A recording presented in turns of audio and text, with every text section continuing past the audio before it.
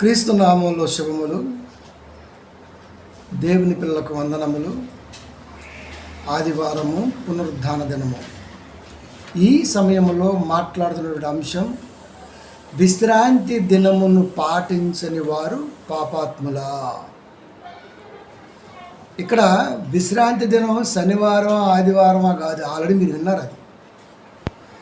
ఇది విశ్రాంతి దినమును పాటించని వారు పాపాత్ములు అంటూ తెనాలికి చెందిన 70 సంవత్సరాల అనుభవం ఉన్న పాస్టర్ గారు, 40 సంవత్సరాల సేవా జీవితంలో ఉన్నటువంటి ఒక కాపరి మాట్లాడిన వాటికి కౌంటర్ ఇస్తున్నాం.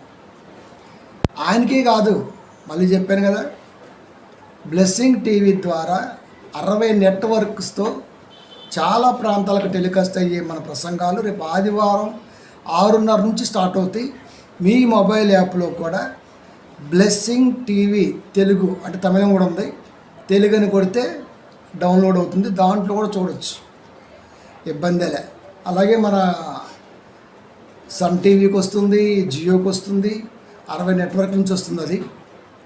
ఓకే, దానికి టెలికాస్ట్ అవుతుంది మన. ఇవన్నీ చాలా ప్రాంతాలకి నిజాలు వెళ్ళాలి. ఎందుకంటే ఎవడి సంఘంలో వాడు చెప్పుకోవటం, ఎవడి సంఘం వాడికి జేజేలు కొట్టడం పరిపాటు అయిపోయింది. కానీ వాక్యం దగ్గరకు వచ్చేసరికి నిజం అనేది జనాలకు అందట్లేదు.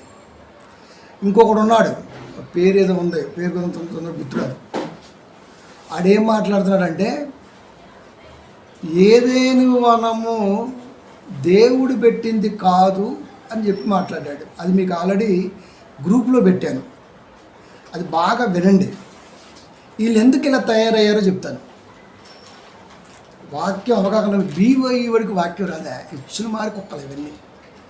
చాలామంది 80-90% వాడికున్న రోగం ఏంటంటే, వీడెందుకు నుంచి వచ్చినవాడు, వీడికున్న రోగం ఏంటంటే ఇక తూ అంటే తువ్వే, తా అంటే తా, దాన్ని పరిశీలించదు. ఆ బ్యాచ్లు ఎక్కువ ఉన్నాయి. ఈసారి దిగిద్ది, ఖచ్చితంగా దించాలి కూడా అది. కాబట్టి వాళ్ళకి బైబిల్ ఎందుకు అర్థం కావట్లేదయ్యా అంటే, వాడు ముందు బైబిల్ ప్రేమించాలి కదా. దేవుడు వాక్యాన్ని ప్రేమించిన వాడికి మాత్రమే దేవుడు రాయించేటువంటి సంగతులు అర్థం అవుతాయి. చదివితే తెలుగులో ఉంది కాబట్టి, ఇంగ్లీష్లో ఉంది కాబట్టి చదివితే అర్థమైంది అనుకుంటే కాదు. ఇది బైబిల్. దేవుడు ఏ ఉద్దేశంతో రాయించిండో చెప్పాలి. అది వచ్చే వారం వాడిదే గట్టి దిగిద్దీసారి ఛానల్లో కూడా దించుతాను. అది మీకు తెలుసు, రక్షణ టీవీలో ఎంత ఎలా మాట్లాడతాను. ఈసారి చాలా స్మూత్గా కొడతాను. ఓకే, ఆ బాధ ఉంటుంది నాకు, ఎందుకు వాక్యాన్ని ఇలా వక్రీకరిస్తూ వెళ్ళిపోతుంటారు. కాబట్టి ప్రియమైన దేవుని పిల్లారా, స్మూత్గానే కొడదాం, ఇబ్బంది లేదు.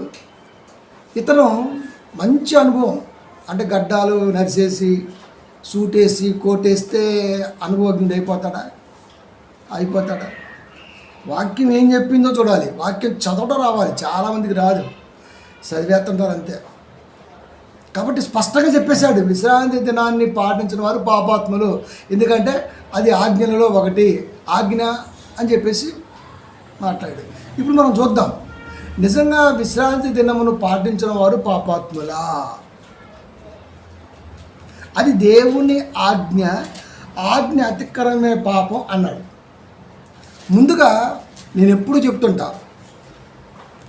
వాక్యాన్ని ఎప్పుడు కూడా చాలా జాగ్రత్తగా విభాగించాలి. ఇది పెద్ద నాలెడ్జ్ అవసరం లేదు. చదువుకున్న పిల్లలకి పైన ఒకటే లైన్లో క్వశ్చన్ వస్తుంది, ఎడిషన్ పేపర్ తీసుకొని మరీ ఆన్సర్ రాస్తుంటారు. అంటే ఆ క్వశ్చన్లో ఏముందో తెలుసా, 2 ఎడిషన్లు తీసుకున్న పూర్తిగా అంత సారం ఉంది, అంతే. ఇది కూడా అంతే. కాబట్టి ప్రియమైన దేవుని పిల్లారా, దేవుడు రాయించింది చాలా జాగ్రత్తగా. అందుకనే ఉపదేశించుటకును, ఖండించుటకును, గద్దించుటకును, నీతి యందు శిక్ష వేయుటకును ప్రయోజనకరమై ఉన్నది అని దేవుడు సెలవిచ్చి, ఉపదేశించాలంటే దాన్ని ఖచ్చితంగా విభాగించుకుంటూ వెళ్ళాలి. ఇల్లు కట్టాలంటే అక్కడ గడతమైంది, ఇటుక మీద ఇటుక పెట్టాలి, మధ్యలో సిమెంట్ వేయాలి. అలా పెట్టుకుంటూ పోతే బాగోదు, కూలిపోద్ది. 2 వరుసలు 3 వరుసలు లాస్ట్. అది ఆగాలి, 1 or 2 days ఆగాలి, అది బిగిసిందో లేదో చూడాలి, ఈవెన్ బోలేని ఉంటాయి. అట్లా ఇది కూడా అంతే. కాబట్టి ఇక్కడ చెప్పబడిన దాంట్లో ఏమైనా ఉందంటే విశ్రాంతి దినమును పాటించిన వారు పాపాత్ములు అన్నాడు. అసలు ముందు పాపాత్ములు అంటే ఎవరో చూద్దాం. ఇది తెగిందనుకోండి, దీని నుంచి క్లారిటీ వచ్చేద్ది. అది ఇది తెగిపోయింది అనుకోండి, పుసుక్కున వచ్చేద్ది. వాడు పుసుక్కున చెప్పిన మాట ఏంటంటే ఇదే 3-4 మొదటి వ్యవహారం. అందరూ తెలిసిందేగా, మనం కూడా ఆడకే వెళ్తాం, అక్కడి నుంచి వస్తాను నేను కూడా. నువ్వు ఎక్కడ ఆలోచిస్తావో నేను అక్కడి నుంచి ప్రారంభిస్తా. మొదటి వ్యవహారం 3వ అధ్యాయం 4వ వచనం. క్రైస్తవుల మనసులో కొన్ని రిఫరెన్స్లు ఉంటాయి, టక్కని చెప్పేస్తాను అంతే. అందుట్లో ఇది కూడా ఒకటి. ఏమనుంది? పాపము చేయు ప్రతివాడును ఆజ్ఞను అతిక్రమించును, ఆజ్ఞ అతిక్రమమే పాపం అన్నాడు. ఓకే, ఆజ్ఞ అతిక్రమమే పాపం. ఏ ఆజ్ఞను అతిక్రమిస్తే పాపం? ఏ ఆజ్ఞను అతిక్రమిస్తే పాపం? క్రైస్తవుడు ఆన్సర్, ఏ ఆజ్ఞ అతిక్రమించినా పాపమే. అంతే కదా. ఏ ఆజ్ఞ, అసలు ముందు ఆజ్ఞ అంటే ఏం తెలియాలి కదా. ఏ ఆజ్ఞను అతిక్రమిస్తే పాపం, ఏం చేస్తే మరణశిక్ష. ఏం చేసినా కూడా మరణశిక్ష అంటే సరిపోతుందా? ఏం చేస్తే మరణశిక్ష ఎందుకు అవుద్ది? చేసిన పనిని బట్టి ప్రభుత్వం రాజ్యాంగంలో రాయబడ్డ కోడ్ను బట్టి శిక్ష అమలవుతుంది. ఇది తెలియాలి. అందుకనే కాపురు అనేవాడు చదువుకోవాలి. చదువు లేనివాడు కాపురు అయితే ఆ సంఘం మొత్తం సంకనగిపోద్ది. ఇప్పుడు జేబు దొంగలు ఉన్నారు, ఓకే, వాళ్ళకి ఉరిశిక్ష చేస్తారండి. పట్టుబడ్డారు పోలీసులు, ఉరిశిక్ష చేస్తారా? తీసుకెళ్ళి కోర్టులో ఒక 50 రూపాయలు ఫైన్ కట్టించి వీడు కొంత ఎంత దుబ్బేస్తాడు, వదులుతూ లేకపోతే కోర్టు పోతే 50 రూపాయలు ఫైన్ వేస్తారు, మందలిస్తారు, ఇంకోసారి దొరికితే బాగోదురా అని. ఓకే, అంటే చేసిన దాన్ని బట్టి ఉంటుంది. దేవుడు అంత తిక్కడా మరి? ఏ ఆజ్ఞ అతిక్రమిస్తే పాపంగా పరిగణించబెడతాడు దేవుడు? ఇది తెలియాలి కదా. ఆజ్ఞ అతిక్రమమే పాపం. పాపము చేయు ప్రతివాడును ఆజ్ఞను అతిక్రమించును. ఆజ్ఞ అతిక్రమమే పాపం. ఏ ఆజ్ఞ అతిక్రమిస్తే పాపం? అది ముందు పాపం దిగిందనుకోండి, మిగతా ఓట్లకి వెళ్ళచ్చు. అది తెలియాలి కదా. ఇప్పుడు పైకి వచ్చేద్దాం, కిందకు వచ్చేద్దాం. అదే మొదటి యోహాను 3వ అధ్యాయము 22వ వచనంలో ఏం చెప్పాడో తెలుసా దేవుడు? ఆయన ఆజ్ఞ ఏదనగా, ఇప్పుడు పాపము చేయి ప్రతివాడును ఆజ్ఞను అతిక్రమించును ఉంది. ఏ ఆజ్ఞ అతిక్రమిస్తే పాపం? ఆయన ఆజ్ఞ. మళ్ళీ ఆయన చెబుతున్నాడు. మనం ఎందుకంటే చాలా ఆలోచిస్తాం, మన బుర్ర తక్కువ ఆలోచనకి, అందుకే నీకు అంత శ్రమ వద్దు, నీ బుర్రకి గుజ్జు తక్కువ ఉందని చెప్పేసి ఆయన చెబుతున్నాడు. ఆయన ఆజ్ఞ ఏదనగా, ఆయన కుమారుడైన యేసుక్రీస్తు నామమును నమ్ముకొని, దేవుడు ఆజ్ఞ, ఆయన మనకు ఆజ్ఞనిచ్చిన ప్రకారముగా ఒకరినొకడు ప్రేమింపవలెను, నిన్ను వలె నీ పొరుగు వారిని ప్రేమించలేదు అని మనకి ఇచ్చిన ఆజ్ఞ. ఈ ఆజ్ఞ అవలంబన యేసుక్రీస్తు నామాన్ని నమ్ముకొని ఉండాలి. ఎంత లింకు చూడండి, ఎక్కడ చచ్చిపోతున్నాడు. వాక్యం ఎప్పుడు కూడా ఉచ్చేస్తుంటుంది మనిషిని. అది చాలా జాగ్రత్తగా దాన్ని ఆలోచన చేయాలి మనం. ఆయన ఆజ్ఞ ఏదంటే, ఆయన కుమారుడైన యేసుక్రీస్తు నామమును నమ్ముకొని. నమ్ముకోవటం అంటే జీవితాంతం నీ బ్రతుకు కాలం ఏ రోజైతే విశ్వసించి అడిగేశావో, తిరిగి నువ్వు కాలము చెల్లి భూగర్భంలో కలిసిపోయినంత వరకు ఆయన వెంబడిస్తూనే ఉండాలి. నమ్మకం అంటే అది ఎలా ఉండదు సార్? ఆయన నామమును నమ్ముకొని, ఆయన కాదు, అక్కడ వ్యక్తిని చూపించట్లా, యేసు అనే నామాన్ని నమ్ముకో. అది యేసు అనే నామాన్ని నమ్ముకొని ఆయన మనకు ఆజ్ఞ ఇచ్చిన ప్రకారముగా. ఏం ఆజ్ఞ ఇచ్చాడయ్యా అంటే, చాలా ఆజ్ఞలు ఉన్నాయి, అందుట్లో ఒకటి మాత్రం తీసుకొచ్చి మాట్లాడుతున్నాడు. ఒకడు ప్రేమింపవలెనన్నది. ఇది అన్నిట్లో కూడా ఉంటుంది. ధర్మశాస్త్రం అంతయు నిన్ను వలె నీ పొరుగువారును ప్రేమించు, ఒక్క దాంట్లో ముడిపెట్టేశాడు. కాబట్టి ఆజ్ఞ అతిక్రమమే పాపం. నిన్ను వలె నీ పొరుగు వారిని ప్రేమించకుంటే, అది యేసుక్రీస్తు నమ్ముకున్న తర్వాత, అవుట్ ఆఫ్ వాళ్ళ గురించి మాట్లాడట్లేదు ఇక్కడ, యేసుక్రీస్తు వారి నామాన్ని నమ్ముకున్న తర్వాత నిన్ను వల్లే నీ పొరుగు వారిని ప్రేమించుకుంటే అది పాపం. Clear, no doubt. యేసుక్రీస్తు వారిని నమ్ముకున్న తర్వాత అంటే ప్రేమ విలువ ఆయనే చెప్పగలడు కాబట్టి, అది మనకు అర్థమైంది కాబట్టి, ఆయన నమ్ముకున్న తర్వాత నిన్ను వల్లే నీ పొరుగు వారిని ప్రేమించకపోతే ఆయన మాటను తృణీకరించిన వాడు అవుతావు కాబట్టి అది పాపం. అదే ఆయన చెప్పాడు శిష్యుడు యోహాను గారు, ఆజ్ఞ అతిక్రమమే పాపం. ఏం ఆజ్ఞ? దేవుని నమ్ముకున్న, మళ్ళా చెప్తున్నా, యేసుక్రీస్తు వారిని నమ్ముకొని. ఇప్పుడు ఇది చెప్పిన వాడు నిజంగా యేసుక్రీస్తు వారిని నమ్ముకున్నాడా అంటే, యేసుక్రీస్తు వారిని నమ్మలా, యెహోవా దేవుణ్ణి మాత్రమే నమ్మేవాడు వీడు. ఇది ఎట్లని చెప్పండి, ఇది ఎట్లా అనిపిస్తుంది? ఒక కుటుంబంలో భార్య, పిల్లలు, అమ్మ, నాయన ఉంటారు. నీకెవరు ఇస్తారా అంటే ఒక్కడి పేరు చూతురు పుసుక్కున, నాకు వాడంటే ఇష్టం, మిగతా వాళ్ళని చంపి, మరి చంపి. అసలు ఈ మాట అనకుండా నిన్ను మీ అయ్య మీ అమ్మకి అనుకుంటే అయిపోయేది కదా. వీడు పెరిగి పెద్దయిన తర్వాత ఈ దరిద్రులు ఇలా తయారవుతుందని చెప్పేసి ముందుగానే వాళ్ళు ఇమాజినేషన్ చేసేసుకొని నేను చంపేది అయిపోయి అసలు ఈ పదం పుట్టకపోను. నాకు ఒక్కళ్ళే ఇష్టం, ఇద్దరు బిడ్డలు పుడితే ఇద్దరు బిడ్డలు అంతే. ఒక్కళ్ళు ఎలా ఇష్టమవుతారు? ఇప్పటికీ చాలామంది కుటుంబాల్లో తల్లిదండ్రుల వివక్ష ఎలా ఉంటుంది చెప్పనా? చిన్నోన్నో పెద్దోన్నో అంతే. తండ్రి అయితే పెద్దోళ్ళు, తల్లి అయితే చిన్నోళ్ళు. మరి మధ్యలో ఇంకొక ఇద్దరు ఉంటే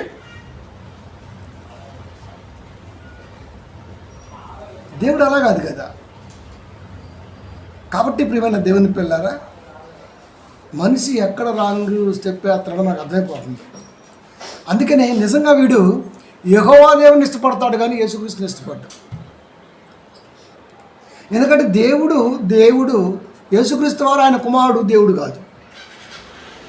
నా బిడ్డ కాకుండా పోతుందా? ఇదేమి తింగర బోధ, నాకు అర్థం కావట్లేదు ఇప్పటికీ. వాడు నిజంగా యేసుక్రీస్తు వాడిని నమ్ముకోవాలి. అలాంటి వాడు ఈ ఆజ్ఞ గురించి, ఈ విశ్రాంతి గురించి మాట్లాడితే మనం ఎందుకు కూరుకుంటామండి? ఫస్ట్ నువ్వు యేసుక్రీస్తు వారిని నమ్మాలి. తండ్రి తన కుమారుని లోకానికి పంపింది ఎందుకంటే తన కుమారుడి ద్వారానే సమస్తాన్ని చేయించుకోవాలి అనుకున్నాడు. సమస్త సర్వాధికారి తత్వాన్ని యేసుక్రీస్తు వారికి ఇచ్చాడు. ఆయన సర్వాధికారి అయిన దేవుడు ఉండి అంత స్పష్టంగా రాయించాడు. చాలామంది ఇప్పటికీ నమ్ముకోరు. యేసుక్రీస్తు వారిని పక్కన పెట్టి తండ్రిని మాత్రమే, తండ్రే పెద్ద దేవుడు. బైబిల్లో ప్రభువు అని ఇంత పెద్ద కనబడితే పోయిన వారని చెప్పారు. ఆయన యెహోవా దేవుడు. ప్రభువుని చిన్న కనబడితే ఆయన చిన్న దేవుడు యేసుక్రీస్తు వారు. ఏం బోధలరా, ఏం బోధలు! వీళ్ళు ఒక్కళ్ళు కాదండి, అబ్బో పుట్ట గొడుగులుంటే నమ్మండి. మరి ఏం చేయాలి? అందుకే దేవుడు మంచి అవకాశం ఇచ్చాడు. నిజంగా 60 రూట్స్ ద్వారా వెళ్తుందంటే నాకు నమ్మాలనిపించిన ఫస్ట్. తర్వాత నెట్వర్క్ ఓపెన్ చేస్తే 60 వాటిలో వెళ్తుందంటే ఎట్ట కొడుతుందో మీరు చూడండి. రేపు మనం కొట్టేది ఎట్ట ఉంటుందో మీరు చూడండి. చాలా బాగుంటుంది సార్ సువార్త లైఫ్. కాబట్టి ఎంతమందికి మనం డిస్టర్బెన్స్ ఉంటాము వాక్యం పట్ల. యేసుక్రీస్తు వారి నామాన్ని నమ్ముకొని ఆయన మనకు ఆజ్ఞ ఇచ్చే ప్రకారం, ఏం ఆజ్ఞ? ఒకరినొకడు ప్రేమింపవన్నది.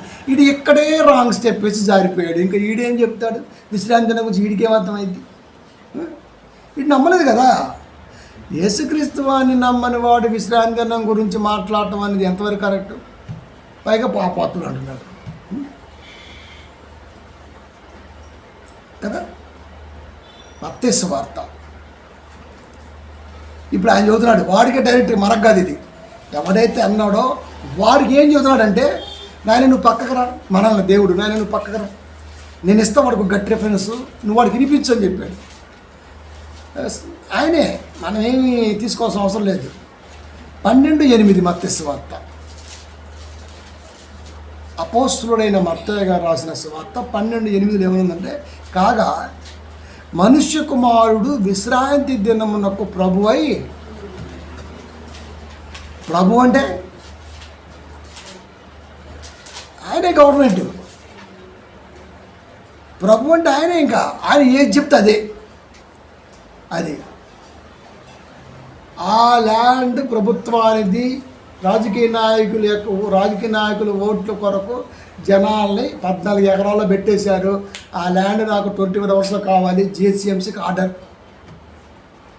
అంతే. ఇంక నీకు టీవీ ఉన్నాయి, బోవేదిని ఏమన్నా కానీ రావటం ముందు టప్ప టప్ప కొడతనే ఉంటుంది. ఇంక అంతే, కొడతనే ఉంటుంది అంతే. బ్లూ ప్రింట్ ఇదిగో. ప్రభుత్వ స్థలములో ఎవడో నీకు అమ్మితే లొట్టు లొసుగులు తెలియకుండా నువ్వు వచ్చి కొన్నావు, ఫస్ట్ తప్పు నీది. అది అయ్యో మాకు తెలీదు, తెలియకపోతే నన్ను ఏం చేయమంటావు, కొట్టేయటమే అంతే. గవర్నమెంట్కి పోవాల్సిందే.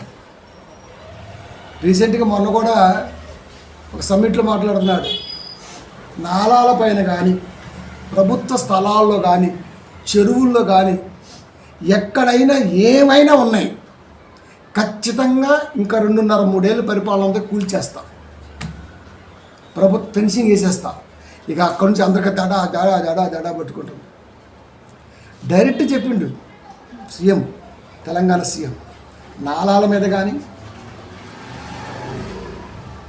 ఆన్సైడ్ భూములు కానీ ప్రభుత్వాన్ని లేదా చెరువులు కానీ ఖచ్చితంగా కొడతా, 100% కొడతా. ఇంటిమేషన్ కూడా ఇవ్వను. ఇప్పుడు ఖాళీ చేసిపోయారా పోతారు, లేదంటే వచ్చింది నువ్వు పడుకున్నా బోధంటున్నా ఏం చేస్తున్నా సరే ఖచ్చితంగా గోడ కొట్టాల్సింది, నేను లాగాల్సిందే. అది ఇక చూడు అక్కడి నుంచి అందరికీ పట్టేసుకుంది లోపల. అంటే అంత పవన్ ఉంటుంది ఆ మాటకి. ఉంటుంది మరి. అందుకే ఆయన ఏం చెప్పాడు, విశ్రాంతి దినానికి నేను ప్రభువుని అంటే అర్థం ఏంటి? విశ్రాంతి దినాన్ని ఎలా అవలంబించాలో, ఎలా అవలంబించేట్టుగా చూడాలో, దాని ఉద్దేశం ఏంటో, దాని ఆలోచన ఏంటో నా పరిధిలో ఉంటుంది. క్రీస్తు నామమును నమ్ముకున్న వాడు ఆయన ఫాలో అవ్వాల్సిందే. ఎవరు చెప్పారు ఈ మాట? దేవుడు. నా కుమారుని లోకానికి పంపా, సర్వాధికారి తత్వాన్ని ఇచ్చా, ఆయన్ని నమ్ముకొని నువ్వు ముందుకెళ్ళాలి. ఆయన ఏం చెప్తే చేయాల్సిందే. లేదు ప్రభు నువ్వే చేస్తా. జిహెచ్ఎంసోడు వచ్చి బుల్డేజర్ ఎక్కి జేసీపీ ఎక్కి తన్నుతో ఇలా కొడతాడు, వాడికి ఏం హక్కు ఉంది? ఆర్డర్. ఎవరిచ్చారు? నాకు సీఎం చెప్తేనే ఖాళీ చేస్తా అంటే ఎట్లుంటుంది అది? సీఎం వచ్చి నీకు చెప్పాలా? సీఎం సచివాలయంలో ఉండి సెక్రటరియేట్లో ఉండి మాట్లాడతాడు. అది నిర్ణయాలు అక్కడి నుంచి టెలికాస్ట్ చేస్తాడు. దేవాది దేవుడు పరదేశంలో నుండి భూమి మీద ప్రభుత్వాన్ని క్రీస్తు ద్వారా నడిపిస్తున్నాడు, తన మాట ద్వారా నడిపిస్తున్నాడు. వీడికి ఎందుకు అర్థం కాదు? పైగా మధ్యలో ఇంగ్లీష్ ఒకటే. రేపు తమిళం కూడా మాట్లాడుతాం మరి, ఎందుకంటే ఈ తమిళం కూడా పోతుంది మరి. అందుకే బుక్ కూడా కొనుక్కొచ్చుకున్నాం 35 రూపాయలు పెట్టి తమిళం. తెలుసా? కొన్ని మధ్య వదిలే తప్పదు మనకి. చాలా చేస్తాం రేపు దేవుని పిల్లలు. ఇది అర్థమవుతుంది. నాకేమనిపించింది అంటే, ఇంత స్పష్టంగా రాయించాడు కదా దేవుడు, ఎందుకు తెలియట్లేదు కదా? మనుష్య కుమారుడు విశ్రాంతి దినమునకు ప్రభువై అని ఏం చెప్తుంది? ఆయన ఫాలో అవుతున్నాం మేము. వీడి కాన్సెప్ట్ ఏంటంటే, పాత నిబంధన కాలంలో మనుషులకే కాదు భూమికి కూడా చెప్పాడు. 6 సంవత్సరాలు పంట వేసుకొని 6 సంవత్సరాలు పంట వేసుకొని 7వ సంవత్సరం వదిలేయాలా. ఆ సంవత్సరం పంట నీకు కాదు, పశుపక్షాదులకు, పిట్ట పురుగులకు, మిడతలకు, నీకంటే ఎక్కువ ఉన్నాయి. ఇంకా వాటన్నిటికీ ఫుడ్ కావాలి. అది ప్రేమ. జంతువులకు ప్రేమ. నువ్వేం వండుకోవద్దు. ఇంకా నీ పొలంలో పెరిగినా అడవిలో పెరిగినా ఏం పెరిగినా అసలు వండుకోకూడదు. 6 సంవత్సరాలు పంట వేసుకో, 7వ సంవత్సరం దానికి విశ్రాంతి ఇవ్వు, క్రాప్ హాలిడే ప్రకటించు. ఎవడు ప్రకటిస్తున్నాడు? విశ్రాంతి దినాన్ని ప్రకటించమని ఒత్తిడి చేస్తున్నాడు. కానీ వీడికున్నటువంటి ఎకరాల పొలం, సందాలతో దుబ్బిన పొలమే కదా అది. మా ఊరిలో కాపురం ఉండవు, ఈడ కొంటే బయటపడిద్దని వాళ్ళ ఊర్లో కొనుక్కుంటాం. 6 ఎకరం పొలం 50 లక్షలు. ఇక్కడేమో సందాలు లాగేసేసి, ఇక్కడేమో సువార్త కొరకు నన్ను సంఘం లాగేస్తున్నాం మేము వాస్తవం చెప్పడం కొరకు. వీడు ఆస్తి కూడా వేసుకుంటున్నాడు వెనకాల. అది చిన్నల్ని భూలోకం నుంచి లేకుండా చేశాడు, పెద్దల్ని ఘాటాగా తెచ్చాడు, వీడికి కాళ్ళని కొట్టాడు, వీడికి మొత్తం సమస్త రోగాలు పెట్టాడు. సిగ్గురు అట్లా అయిన పాస్టర్లకి. ఒరే, విశ్వాసుల కష్టం తింటే సమస్త రోగం. పిల్లలకి శాపం రా, పిల్లలకి శాపం. ఇది ఎందుకు అర్థం అవ్వదండి అసలుకి? కాపురు అనేవాడు సంఘం డబ్బు తింటే పిల్లలకి శాపం. నిన్ను నేను పోషిస్తా. ఆకాశ పక్షులను చూడు, గిత్తవు కోయవు కొట్టలో, వీడికి బుద్ధి ఉండదు. వాక్యం చదువుతురు కానీ అది అక్కడ రంగుల భవనం కడతాడు, అందులో గబ్బిల కాపురం ఉంటాయి. ఎకరాల పొలం కొంటాడు, ఎవడో కౌలు చేసుకుంటాడు, వాడు దొబ్బి తింటూ ఉంటాడు. ఇక్కడంతా తీసుకెళ్ళి అక్కడ రాజకీయ నాయకులు స్విచ్ బ్యాంకులో పెడతారన్నది ఎంత వాస్తవమో, కాపురం అనేవాడు స్థానికంగా కాకుండా పక్కన కొనడం కూడా అంతే వాస్తవం. మేము చేయలేవా లత్కూరు పనులు? చెయ్యము. అది చెయ్యం. పిల్లలకి శాపంగా మారిద్ది. కన్న బిడ్డలు శాపగ్రస్తులై భూమి మీద తిరిగితే ఎంత బాధ ఉంటుందో వాడిని అడగాల.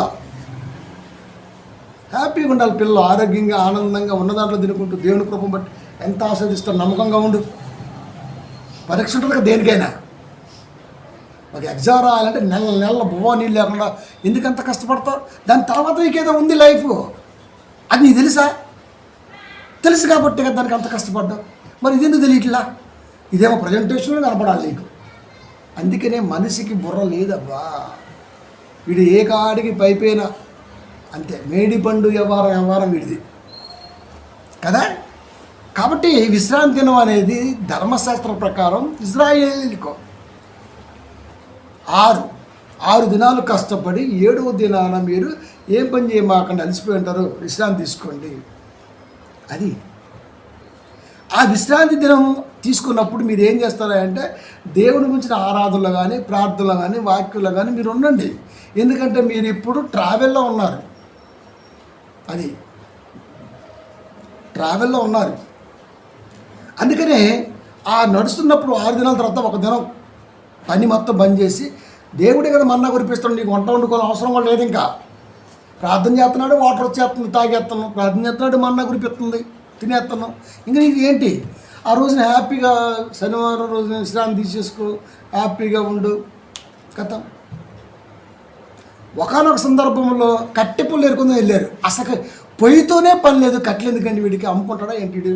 కట్టెలు అడిగి పెట్టి పొయ్యి లేదు కదా. నిజమేనయ్యా పొయ్యి ఉంది, ఆ మోసగారు ఏం చోట్ల గబుకు మీద తెచ్చుకుందాం లేదు కదా. ఆకాశం నుండి మన్నా కురుస్తుంది.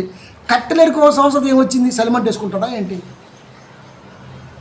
దేవుడు కోపం వచ్చేసింది. 23,000 మందిని భూమి ఎలా అన్నాడు, మొత్తం పోయింది. అంటే దేవుని యొక్క ఉద్దేశం ఏంటంటే తన పిల్లలు కష్టపడుతుంటే ఏ తండ్రి చూడడు. కనుక నాయన 6 దినాలు కష్టపడండి, 7వ దినాన మీరు హ్యాపీగా ఏడుంటారో ఆడ ఉండండి. నా గురించినటువంటి మాటలు కొన్ని చెప్తాడు, వినండి. అది మీకు మళ్ళీ 6 దినాల పాటు వస్తుంది. ఆ రోజు మీరు ఏం చేయొద్దు. కనుక అది ఆయన కాన్సెప్ట్. అది ఏం చేయొద్దు. ఎవరిది? దేవాది దేవునిది. ఎవరి కొరకు? ఇజ్రాయిల్ కొరకు. ఇప్పుడు మనం ఎవరం? ఇజ్రాయిలా? అదేంటంటే మరి బైబిల్ అనేది ఇజ్రాయిల్కే మనకే కంటే అదే దేవుని యొక్క ఆలోచనలో పరివర్తన వచ్చింది. అంటే ఆయన తిట్టడం కాదు, అక్కడ తన పిల్లలకి ఫస్ట్ ఇది, తర్వాత ఇది, స్టెప్ బై స్టెప్ ఏం కావాలో వాళ్ళ యొక్క ఎదుగుదలను బట్టి, ఆలోచన బట్టి, అవసరాన్ని బట్టి అందించుకుంటూ వచ్చాడు. అది పుట్టక కొడుకు పుట్టిని చెప్పేసి ఇంత అన్నం కలిపి నోట్లో పెడతావా ఏంటి? సచ్చి ఊరుకుంటాడు వాడు. అది అన్నాన్ని బాగా పిసికి నాలుకల ఆనిస్తారు అంతే. చిన్నపిల్లకి ఇట్లా చూపిస్తారు, ఆడు కుక్కలాగా చూగుతుంటాడు. అది ఆడు పెద్దనాక నువ్వు పెట్టాల్సిన అవసరం లేదు, ఆడు కుంభాలు లాగిచ్చేస్తాడు. అది పీసులు లాగిచ్చేస్తాడు గట్టిగా కదా. చిన్నప్పుడు అలా తింటున్నా మనకు ఆనందమే, పెద్దనక కుంభాలు కుంభాలు లాగిస్తున్నా మనకు ఆనందమే. మనం పెంచుకున్న పెంపకం అలా ఉంటుంది. దేవుడు కూడా అంతే కదా. తన పిల్లలు ఎదిగేటప్పుడు కొన్ని మాటలతో, కొన్ని ఆలోచనతో త్రోవ తప్పిపోకుండా ఉండటం కొరకు మాటలు చెప్పుకుంటూ వచ్చాడు. నిజానికి జూడోలో యూతులకి శనివారం అనేది లేదు. ఇది శనివారం అనేది ఇంగ్లీష్ వాడిది కదా, సాటర్డే ఇంగ్లీష్ వాడిది. మరి జూడో క్యాలెండర్ ప్రకారం అది సబ్బత్ రోజులు కదా, సబ్బత్ ఆచరించడం అంటారు. తెలుగులో ట్రాన్స్లేషన్ చేశాడు. అది డైరెక్ట్గా గ్రీక్ నుంచి వచ్చేసింది. పాత నిబంధన హిబ్రూలో ఉంది, కొత్త నిబంధన మొత్తం గ్రీకులో ఉంది కదా. కనుక శనివారం అనే పదం, ఆదివారం అనే పదం దేవుడు రాయించాడంటే మరి ఆ పదాలతో రాయించాలి కదా, ఆ పదాలతో రాయించాలి కదా. దేవుడు ఎంత దగ్గరగా వస్తాడు. మళ్ళీ ఇంగ్లీష్లోకి వెళ్తే శనివారం అని ఉండదు, అక్కడ సాటర్డే అని ఉంటుంది, లేకపోతే సండే ఉంటుంది. మళ్ళీ వాళ్ళే కూడా ఉండవు. అంటే ఇక్కడ ఉద్దేశం ఏంటంటే ఎంత పిల్లలకి ఎంత దగ్గరగా తన మాట వెళ్ళగలిగితే అంత దగ్గరగా పంపించే ప్రయత్నం చేశాడు. ఇంగ్లీష్ వాళ్ళకి సాటర్డే తొందరగా ఎక్కిద్ది, వాళ్ళకి సబ్బత్ తొందరగా ఎక్కిద్ది, మనకి శనివారం తొందరగా ఎక్కిద్ది. అది తమిళ వాళ్ళకి ఇంక వేరే మ్యాక్సిమం అయ్యే పేర్లు ఉంటాయి మనకుండి. కాబట్టి ప్రియమైన దేవుని పిల్లరా, ఎంత దగ్గర అవ్వాలనుకుంటాడు దేవుడు అంత దగ్గర అవుతూ ఉంటాడు కదా. ఇకపోతే శుక్రవారం సూర్యాస్తమయం నుండి శనివారం సూర్యాస్తమయం వరకు ఈ సబ్బత్ అనేది ఉంటుంది. శుక్రవారం సాయంత్రం ప్రారంభమై శనివారం సాయంత్రం ముగుస్తుంది. ఈ టైంలో నువ్వేం చేయకూడదు. ఆ టైం అనేది నేను మీకు ఫ్రీగా ఇచ్చినటువంటి గిఫ్ట్. అది దాన్ని మీరు వాడండి, దాంట్లో ఉండండి, ఏం చేయొద్దు. ఇది వారి కొరకు. ఇప్పుడు యేసుక్రీస్తు వారు ఏమంటారయ్యా అంటే ఇక్కడ ఆగిపోయారు. అంటే తండ్రి ఏమైతే చెప్పాడో విశ్రాంతి దినం గురించి అక్కడ ఆగిపోయారు. రైట్. ఇప్పుడు ఆయన పంపితే వచ్చాం కదా, ఆయన రాయించింది మీరు చెప్పారు, కానీ ఆయన నాకు చెప్పింది ఇంకోటి ఉందో నేను చెప్తా చూడు. ఎవరికైనా ఇదే శుక్రవారం సాయంత్రం నుండి శనివారం సాయంత్రం వరకు పశువులు ఇంక ఏదన్నా కానీ ప్రాబ్లంలు ఉంటే వాటిని విడిపిస్తారా, విడిపించరా? కోర్టుకి హాలిడే ఇచ్చినట్టుగా ఇచ్చేస్తారా? శనివారం పడిపోయింది, శుక్రవారం పడిపోయింది కదా, సరే ఆదివారం చూద్దాలే ఉన్నాయలే అంటావా? ఎంత చర్చిలో వాక్యం వింటున్నా బయట గట్టిగా శబ్దం వచ్చారని ఓ అని ఏడ్చారనుకో, బైబిల్ అలా ఇసిరేసి ముందో చూసేస్తాం పోయి మనం. తెలుసా మీకు? శబ్దం వచ్చినా అరుపు వచ్చినా దేవుని యొక్క మాట వింటున్నాము అనుకున్న మనిషి యొక్క నిజం ఆ క్షణం బయటపడింది. వెళ్ళిపోతాడంటే వాడు అది దాన్ని చూసట్టే కానీ వాడి మనసు స్థిరంగా ఉండదు. వాడి మనసు స్థిరంగా ఉండదు. ఇంకా దాని మీద క్లారిటీ రావాలి. ఓకే, లారీ టైర్ పగిలింది కాబట్టి శబ్దం వచ్చింది. ఆ టైర్ పగిలినప్పుడు రాళ్ళు లేసి పసిపిల్లలు తగిలింది కాబట్టి ఆ తల్లి అరిసింది. ఆ తల్లికి సపోర్ట్ చుట్టాలు వచ్చారు కాబట్టి వాళ్ళు కూడా అరిచారు, ఇరుగు పొరుగు అరిచారు. ఆ అరిపే నన్ను కంగారెత్తించింది, అందుకే వెళ్ళాడు. వీడు ఎంత బలహీనుడో మీరు చూడండి, ఎంత బలహీనుడో మీరు చూడండి. ఎత్తబడుతున్న దేవుని మాట కన్నా బయట మారుమోగిన శబ్దానికి విలువిచ్చాడంటే వీడి క్రైస్తవుడు. ఇది నేను నమ్మాలి. అందుకే చెబుతున్నాడు, మనుష్య కుమారుడు విశ్రాంతి దినమునకు ప్రభువై ఉన్నాడు. ఆ క్షణాన ఏదైనా ప్రాబ్లం వస్తే మీరేం చేస్తారు? దాన్ని రిటిఫై చేస్తారా, చేయరా? దాన్ని చూస్తారా, చూడరా? తీస్తారా, తీరా? ఆ తీయకుండా ఎలా ఉంటారు? మరి తీస్తే అజ్ఞాతిక్రమం పొల్లలు కూడా పోయారు అక్కడ అడవిలో. సార్ రాయించాడు స్పష్టంగా, పుల్లల కోసం పోతేనే పూడ్చిపెట్టాడు. అలాంటిది ఇప్పుడు నేను నూరుకుంటాడా?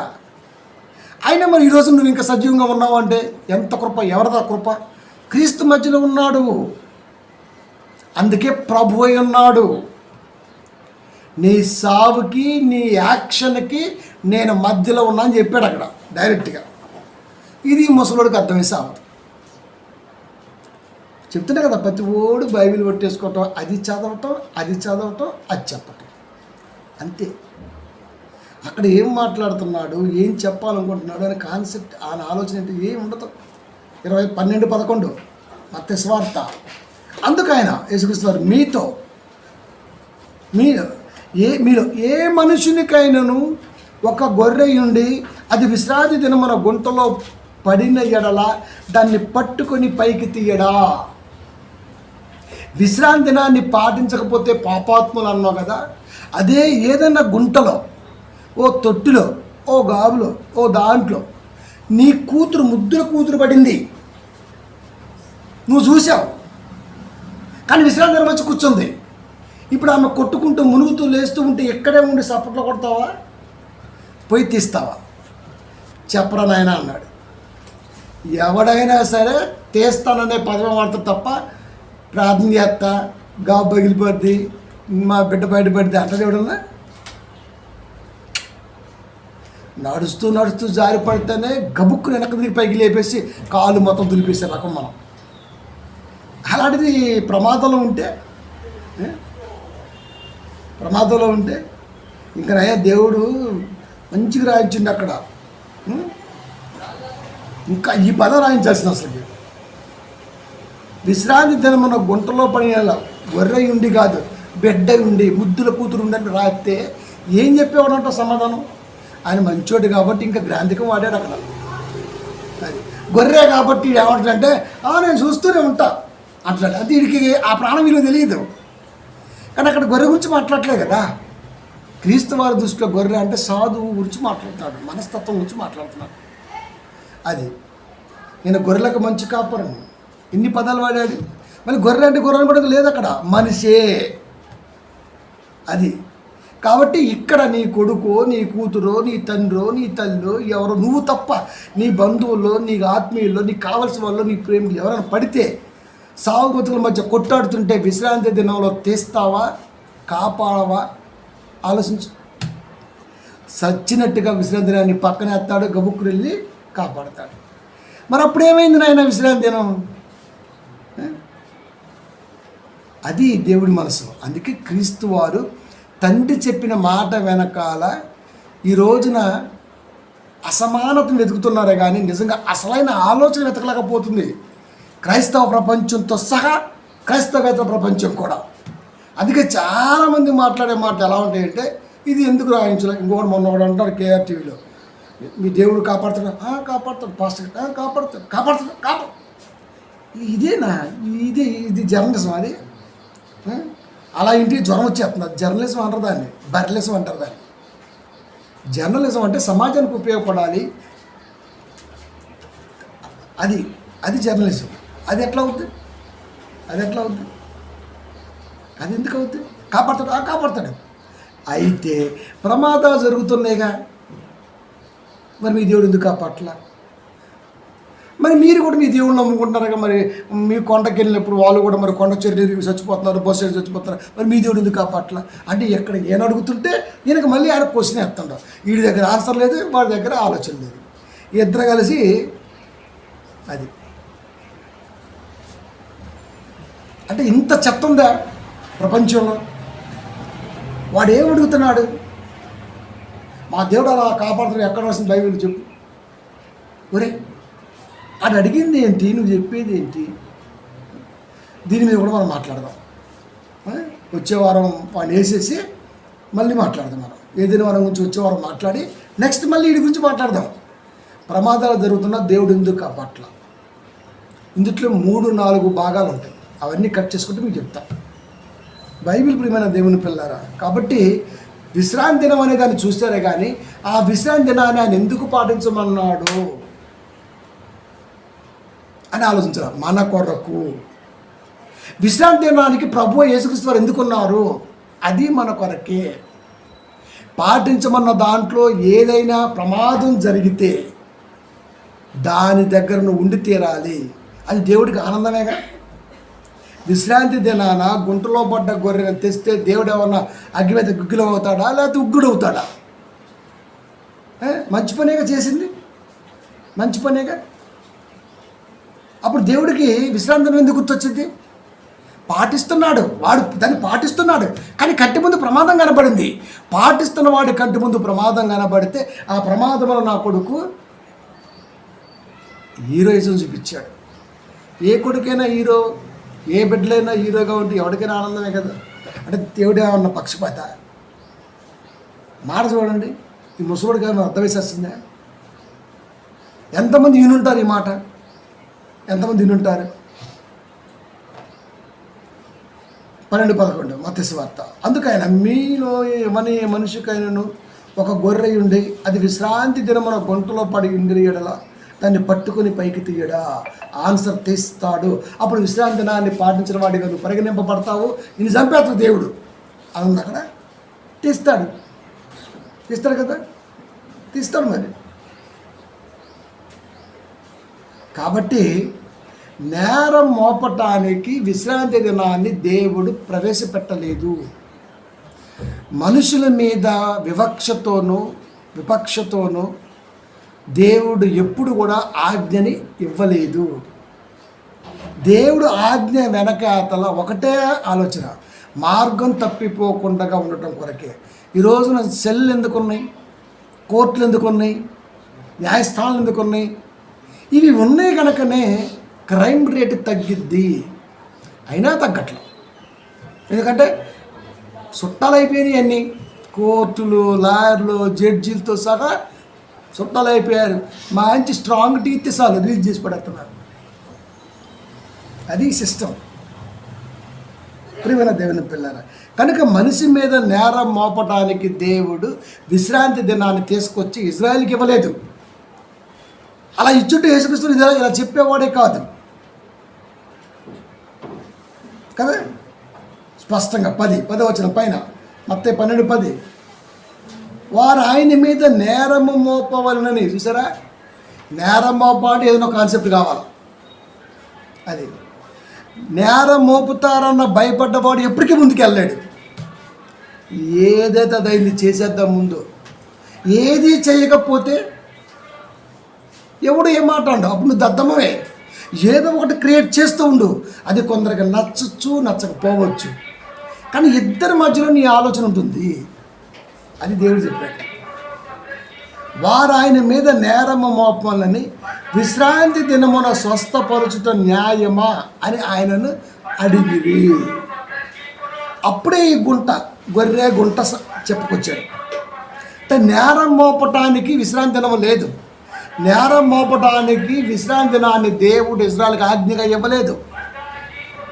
కానీ దాన్ని ఏం చేశారయ్యా అంటే, పరిచయులు, ధర్మశాస్త్రోపదేశకులు, ఆఫ్నాలజీగాలు అనుకున్నాం, వీళ్ళంతా ఏం చేశారా అంటే దేవుడి మాట పట్టుకొని నేరం మోపొచ్చు.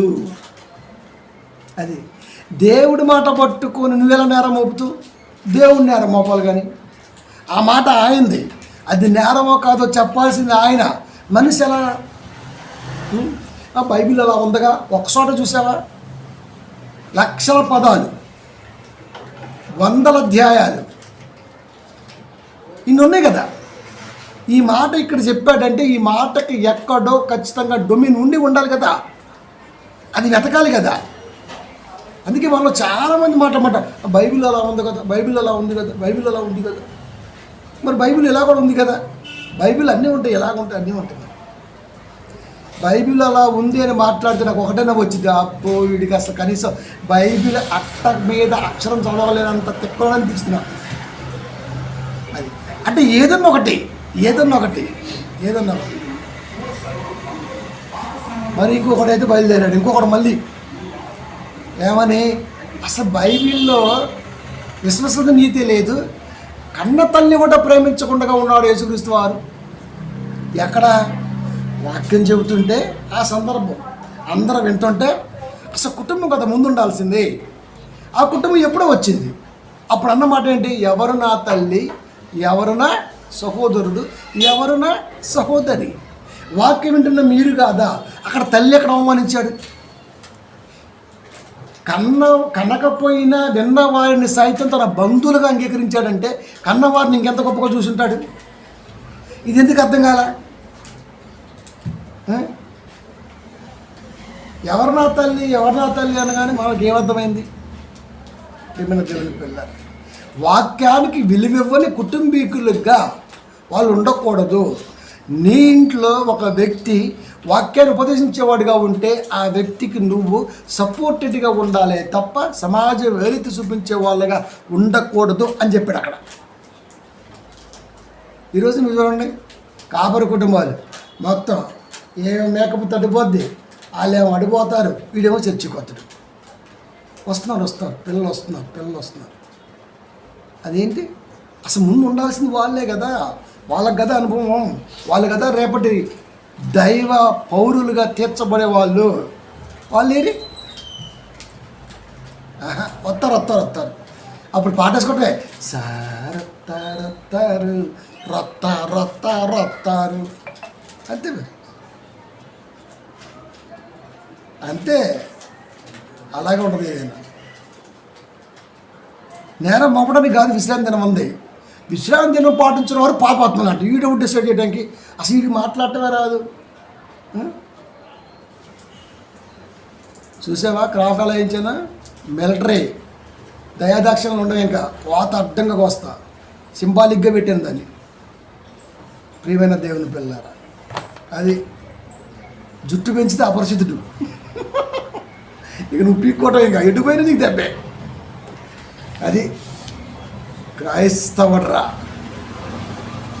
కాబట్టి ఎవరి మీద నేరం మోపుదాం విశ్రాంతి పెట్టాడు దేవుడు? నేరం మోపడానికి ఉంది అది. ఆ రోజున వాళ్ళదే చూశారు, ఈరోజు వీడితే చెబుతున్నాడు. వీడు పరిచయులా పంచసాటును వాడు, అంతే కదా. కనుక విశ్రాంతి దినానికి ప్రభువు నేను అని చెప్పాడు ఆయన.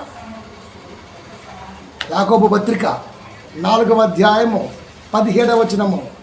కాబట్టి మేలైనది చేయనిరిగి అలాగూ చేయని వారికి పాపము కలుగును. విశ్రాంతి దినాన నీ కంటి ముందు ఏది కనపడ్డా నువ్వు చూస్తూ ఉన్నావంటే నువ్వు మేలు చేయని వాడిగా ఉంటావు. మేలు చేయని వాడు పాపాత్ముడు. అది మేలు చేయనివాడు పాపాత్ముడు. కాబట్టి సహోదరుడిని ద్వేషించువాడు నరహంతకుడైతే, మేలు చేయనివాడు పాపాత్ముడైతే, వీళ్ళిద్దరూ కూడా ఒకటే క్యాడర్లో వస్తే వీళ్ళిద్దరూ కూడా ఈ రోజున ఈ మనస్తత్వంతో దేవుడి మాట చెప్పేవారికి మనకు కనబడుతున్నారంటే నిజంగా మనం కందిపప్పులు అన్నమాట, ఎర్ర కందిపప్పులు మనం. అది మేలే కదా, గుంట్లో పడ్డదాన్ని కాపాడటం మేలే కదా. అది ఏ రోజైతే ఏంటి, సోమవారం నుంచి శనివారం వరకు ఏదైతే ఏంటి చేయొద్దా? మేలు చేయడానికి రోజు కావాలా? ఇప్పటికీ మీ క్రైస్తవులు మీరు చూడండి, రేపు ఇవన్నీ వస్తున్నాయి ఎపిసోడ్లో. నిన్న ఒక్కరోజే 4 ఎపిసోడ్లు రాసేసాను. మొత్తం స్లాట్ బుక్ చేశాను, టైమింగ్స్ ఇచ్చాను, కరెక్ట్గా ఆలోచించాను. 4 ఎపిసోడ్లు రాసి పక్కన పెట్టాను. మళ్ళీ ఒక డైరీ నిన్నే మొత్తం క్లోజ్ చేసి పడేసిన. ఇప్పటికీ క్రైస్తవులు, ఇప్పటికీ ప్రజెంట్గా ఆ వారం ఆగల బ్రహ్మముహూర్తం అది బాల వచ్చే వారం పెట్టుకుందాం. శుభకార్యం అయితే వచ్చేవారమా? అంటే ఏ కార్యం ఇష్టపడతాడు? ఏ కార్యం? ఇప్పుడు యేసుక్రీస్తు వారం శుక్రవారం కాకుండా మంగళవారం చచ్చిపోతే ఏంటి పరిస్థితి? శుక్రవారం కాకుండా సోమవారం మంగళవారం చచ్చిపోతే ఏంటి పరిస్థితి?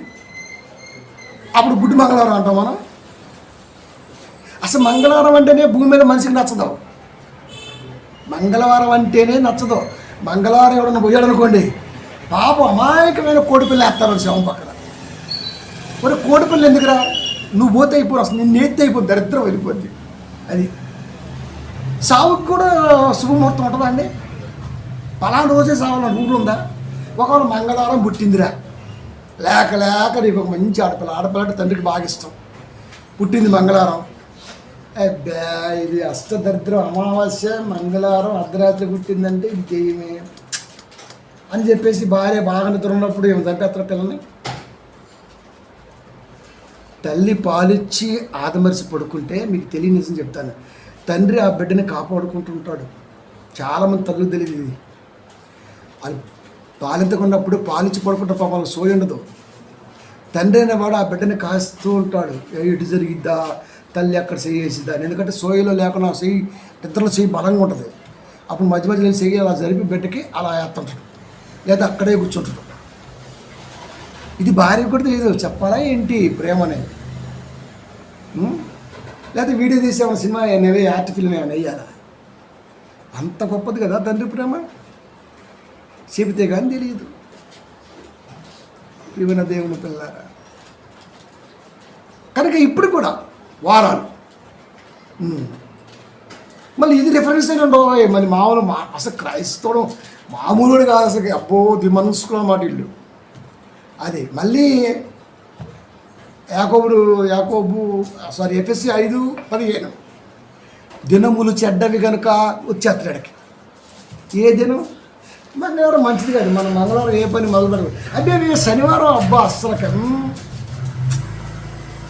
ఇక అమావాస్య రోజు అయితే ఏకంగా దేవుడు గుండె ముడిచేస్తారు పూజారు. అరే రోజులు చేసింది మా దేవుడు అంటావు, తిథుల నక్షత్రాలు మా దేవుడు ఆ దినం అంటావు, ప్రతిది మా దేవుడు అంటావు, మా దేవుడు అంటావు. అమావాస్య అయితే ఎందుకు గుడి తలుపులు వేసుకున్నావు? అంత భయం ఏంటి మీ దేవుడికి? అంత భయం ఏంటి? అమావాస్య వస్తే గుళ్ళు మూసేసి గుళ్ళు కడిగేసి అచ్చ పాపోయ్ ఇక చూడు ఇక అస్సలకే ఇక ఆ రోజు ఎవడు కనపడ్డా. ఇంకా ఎందుకు కక్క ముక్క తిందానింటి వేరే ఇద్దే. అందుకేనా బాబు మఠం దొరకట్ల భూమి మీద. వీళ్ళు ఎక్కువ గోసులు తెచ్చేస్తున్నారు వదిలేసి కదా. అది కాబట్టి ప్రియమైన దేవుని పిల్లరా, మేలైనది చేయనిరిగియో అలాగూ చేయని వానికి పాపము. విశ్రాంతి దినం అయితే ఏంది, ఏ దినం అయితే నీ దినం ఏంటి? ప్రమాదంలో ఉన్నాడు, కంటికి కనపడింది, కాపాడాలంతే. దేవుడికి అది ఇష్టం లేదా? ఇష్టమే కదా. వీడు ఎక్కడ ఆగిపోయాడు? నేరం మోపాలి అన్న తలంపు దగ్గర ఆగిపోయాడు. మనమేంది వేసుకున్న పూర్వమే నేరం, నేను చేస్తా అంతే. అందుకే దేవుడు బాధపడుతూ అపోస్తులైన పౌలుతో రాసి మాట్లాడి తెలుసా, మరి సన్నాసులారా అన్న పదం లేదు కానీ అలా పెట్టి చదివితే ఇలా ఉంటుంది అనమాట. 4:10 కలుతాయి. మీరు దాని దగ్గర సన్నాసులు పెట్టుకుంటే అయిపోతుంది. సన్నాసులు ఇవన్నీ చేసేది నేను చెయ్యా తెలుసా. మీరు దినములను, మాసములను, ఉత్సవ కాలములను, సంవత్సరములను ఆచరించుచున్నారు. ఫస్ట్ దినం అది ఇల్లు కడదామంటే ముహూర్తం, ముడి పెడదామంటే ముహూర్తం. డబ్బు దొరికింది అనుకో, డబ్బు సంచి, అర్ధరాత్రి అమావాస్య భయంకరమైనటువంటి గడియలో నీకు తెలుసు అది. కానీ ఆ రోజు నీ కంటి ముందు డబ్బు సంచి కనబడితే అసలు నీకు అమావాస్య గుర్తొచ్చిందా? ఆ టీడు చూస్తావు, సీసీ కెమెరాలు ఉన్నాయో లేవో చూస్తావు. ఫస్ట్ కాలుతో అలా తంతావు, చెట్లకి స్టైల్ బ్యాగ్ వేసుకొని కాలేజ్ స్టూడెంట్ లాగా నడుచుకుంటూ బయటకు. మరి అప్పుడు తిథులి అమావాస్య ఏది, దుర్ముహూర్తం ఏది లేదు కదా. అంటే కలిసి వచ్చేటప్పుడు ఏదైనా ఓకే. మీకు విషయం చెప్పనా, డబ్బులు అనుకోండి, కులాలు మతాలు లేవు. ఆడిపెట్టిన ఇడికెత్తన ఇడిపెట్టిన ఆడి చేసుకుంటారు. డబ్బులు లేకపోతేనే కులం వచ్చింది ఇక్కడ, గుర్తుపెట్టుకోండి. నిజం. డబ్బులు అనుకోండి ఆ ఎరకలు. ఇప్పుడు అక్కడ దాకా ఎందుకు పేరు చెప్పేది, ఎవడేది ఏంటి ఏం పీక్కుంటారు. కానీ మన అనిల్ ఉన్నాడా, వైఎస్ రాజశేఖర అల్లుడు, వాళ్ళ మరదల్ని మా ఊరు ఎరకడానికి ఇచ్చి పెళ్లి చేశారు. కొండలరావు పేరు. అది బ్రాహ్మిన్స్, వీడు ఎరకలే. కులాల గురించి మాట్లాడట్లా, అసలు క్యాస్ట్ లేని దేవుడు చెప్పాడు పక్కన పెట్టు. కానీ మరి ఎందుకు ఇచ్చాడు? అనిల్ బ్రాహ్మణ్ అయితే అనిల్ మరదలు కూడా బ్రాహ్మణ అమ్మాయి కదా, వీళ్ళు బ్రాహ్మిన్సే కదా. మరి ఎరకలకు ఎలా ఇచ్చారు? ఆడు పందులు కాసి బాగా మేపి ఒక్కొక్క పందిని 20 ఏళ్ళకి అమ్మేసి పందులు అమ్మేసుకొని బాగా కూడబెట్టాడు. ఎంక్వైరీ చేస్తే ఆడు కనపడ్డాడు. అది పైగా చదువుకుంటున్నాడు మళ్ళా. ఇక అంతే ఇచ్చి పెళ్లి చేసేసాడు. ఎట్లా సాధ్యమైంది? ఒక ఎరకల అబ్బాయికి ఒక బ్రాహ్మణ అమ్మాయికి ఎట్ట కప్లింగ్ కైసే? పైసామే పరమాత్మ అంతే. డబ్బు ఉంటే కులాలు ఉండవు. లేకపోతే నాకు ఆ కులమోడు ఈ కులమోడు ఆ కులమోడు ఈ కులమోడు, మా కులపోడే కావాలి మా కులపు అమ్మాయికి. ఏం చేసుకుంటావు? గుడ్లు పెట్టుకుంటావా? ఏం చేసుకుంటావు? క్రిస్టియానిటీరా ఇది, క్రైస్తవ్యం ఏకత్రాటిపై దేవుని ఆలోచనతో ఉన్నటువంటిది. దీంట్లో ఇవన్నీ ఎందుకు వచ్చాయి? క్రిస్టియన్ మ్యాటర్ పోని, మళ్ళీ అందుట్లో కులాల పేర్లు కూడా ఉంటాయి. మళ్ళీ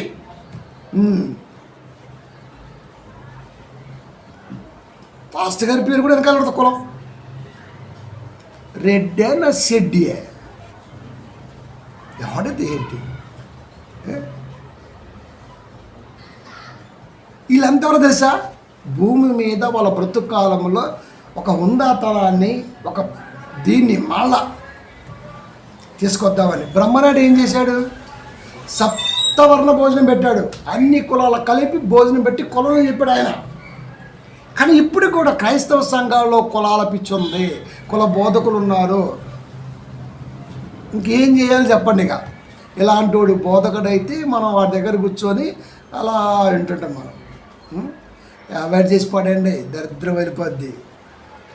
ప్రేమైన దేవుని పిల్లరా, ఇవన్నీ రేపు ఇంకా భయంకరంగా వస్తాయి, గుర్తుపెట్టుకోండి. దేన్ని వదల.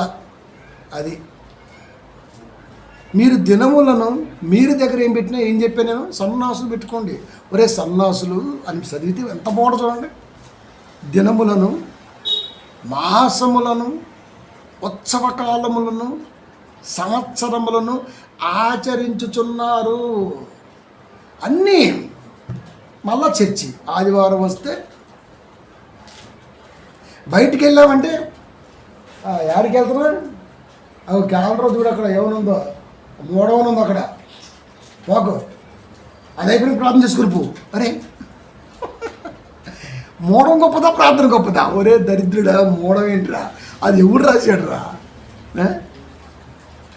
వాడికి ఏం తెలుసురా రేపు ఏమి సంభవించునో? 6-8 ప్రసంగి మహాజ్ఞానం చెప్పిన మాట అంటే తెలుసా? రేపు ఏమి సంభవించిన నలుగురు తెలియదు, అయినా విస్తారంగా మాట్లాడతారు బుద్ధి లేని అని చెప్పేశారు. అది పుట్టుక్కి మూడాలు ఉండవు, మరణానికి మాత్రం మూడం ఉంటుంది. మళ్ళీ దినం కూడా చూడండి, మీరు లెక్కేస్తారు. 11 రోజు మంగళవారం వచ్చిందే, అర్రేదా పని చేద్దాం. 13 రోజు చూడు, బుధ గురువారం బాగానే ఉంది, కానీ అంటే వీటికి మంచి రోజు రావాలి. దినం సచ్చిన వాడికి దిన భోజనం పెట్టడానికి కూడా, దినకూడి పెట్టడానికి కూడా మంచి రోజు కావాలి. అది వారెవ్వా క్రైస్తవ్యం మస్తు ఎదిగిందిలే లోకంలో. మీరు దినములను, మాసములను, ఉత్సవ కాలములను, సంవత్సరములను ఆచరించుచున్నారు.